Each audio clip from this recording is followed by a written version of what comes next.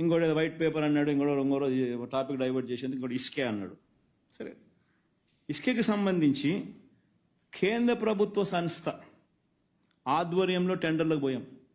రాష్ట్ర ప్రభుత్వం పిలిచిన టెండర్లు ట్రాన్స్పరెన్సీ హైయెస్ట్ ఆర్డర్లో పెట్టడం కోసం కేంద్ర ప్రభుత్వ సంస్థ ఆధ్వర్యంలో టెండర్లకు పోయాం. ఆ టెండర్లలో వీళ్ళందరూ పార్టిసిపేట్ చేసి ఉండొచ్చు. అదేం అందరికీ తెలిసేటట్టుగానే టెండర్లు జరిగినాయి. ఆరోపణలు చేసే ప్రతి ఒక్కడు కూడా ఎవడైనా కూడా ఇంక్లూడింగ్ ఈనాడైనా పార్టిసిపేట్ చేసి ఉండొచ్చు. ఈ వీళ్ళ నవయుగ వాళ్ళ ద్వారా, ఇలా వ్యంకుల ద్వారా, లేకపోతే చంద్రబాబు నాయుడు అయినా పార్టిసిపేట్ చేసి ఉండొచ్చు. వీళ్ళందరి కాంట్రాక్టర్ల ద్వారా అత్యంత ట్రాన్స్పరెంట్గా టెండర్లకు పిలిచి రాష్ట్ర ప్రభుత్వానికి అత్యంత ట్రాన్స్పరెంట్గా 765 కోట్ల రూపాయలు, 2 కోట్ల మెట్రిక్ టన్నుల మినిమం గ్యారంటీ పెడుతూ 765 కోట్ల రూపాయలు రాష్ట్ర ప్రభుత్వానికి డబ్బులు కట్టేట్టుగా, అంటే 5 ఏళ్లలో 3,825 కోట్ల రూపాయలు రాష్ట్ర ప్రభుత్వానికి ఆదాయం ఇంతకు ముందు లేదు. నేను ఒకటి చంద్రబాబు నాయుడు అడుగుతా ఉన్న ఇసుక గురించి మాట్లాడేటప్పుడు ఎవడైనా కూడా ఈ 765 కోట్ల రూపాయలు సంవత్సరానికి వచ్చే ఈ ఆదాయం ఇంతకు ముందు చంద్రబాబు హయాంలో ఎందుకు రాలేదు? ఎవరి జోబీలోకి పోయింది? ఎవరెవరు ఎంతెంత పంచుకున్నారు? Simple question. ఈరోజు ప్రతి టన్నుకు ఈ లాస్ట్ 5 ఇయర్స్లో మన వైఎస్ఆర్సీపీ ప్రభుత్వంలో పారదర్శకంగా టెండర్లు పిలిచి ప్రతి టన్నుకు రాయల్టీ కింద గవర్నమెంట్కు 375 రూపాయలు చెల్లించి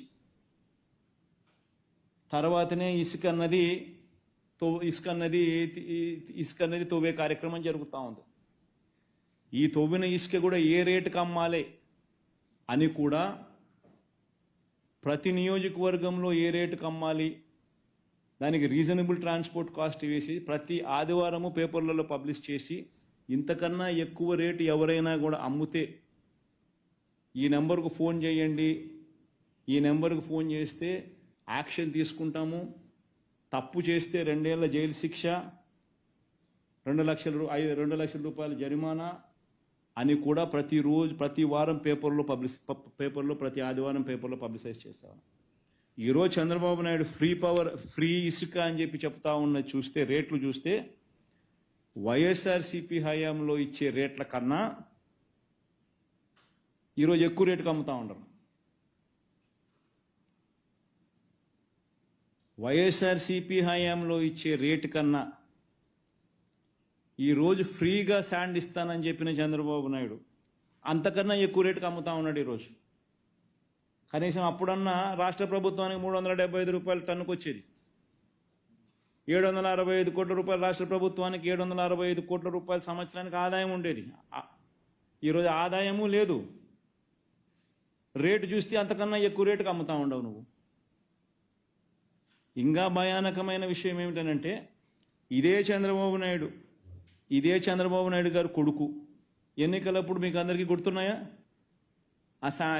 ఇసుక స్టాక్ యార్డ్లకు పోయి సెల్ఫీలు దిగారా, ఇసుక కొండలు ఇసుక గుట్టలు అని చెప్పి సెల్ఫీలు దిగి ఫోటోలు దిగినాను. మీ అందరికీ గుర్తుండే ఉంటుంది అందరికీ కూడా.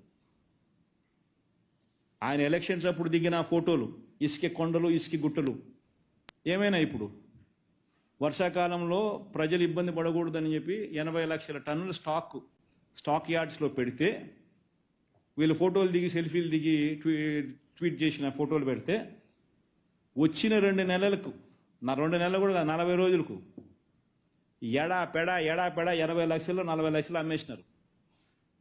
ఎవడోడు పరిధిలో వాడు ఎమ్మెల్యే పరిధిలో ఆ ఎమ్మెల్యే ఆ ప్రాంతానికి సంబంధించిన లీడర్లు, లెఫ్ట్ రైట్ సెంటర్ వాళ్ళ మీద యాక్షన్ తీసుకోగలుగుతాడా ఈ మనిషి?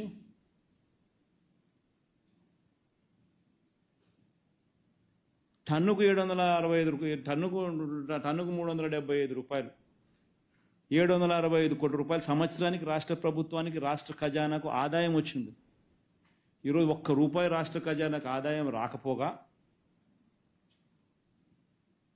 ఇసుక లేదు, ఎడాపెడా దోచడము, రేట్లు చూస్తే వైఎస్ఆర్సీపీనే మేలు అని చెప్పి ఈరోజు ప్రజలు అనుకుంటా ఉన్నారు.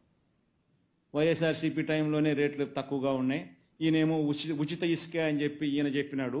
నేనేమో ఇల్లు కట్టుకోవడం ఆపేసిన 2 రోజులు, ఆయన ఉచితంగా ఇస్తాడు కదా ఇసుక, అంత నాకు డబ్బు మిగులుతుందేమో అని చెప్పి తీరా ఆయన ప్రభుత్వం వచ్చిన తర్వాత నేను ఇసుక కోసం పోయేసరికి రేటు చూస్తే అప్పుడు వైసీపీ టైంలోనే రేట్లు తక్కువ ఉన్నాయి, ఇప్పుడు ఎక్కువ రేట్లు ఎక్కువ ఉన్నాయని చెప్పి ప్రజలు అంటారు. వాస్తవం కాదా నేను చెప్పేది? కళ్ళ ఎదుట కనపడుతుంది దోపిడీ.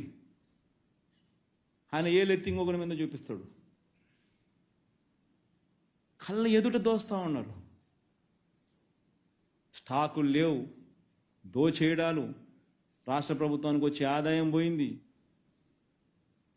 ఏలెత్తి చూపించడము, ఆరోపణలు చేయడము, దోచేయడము.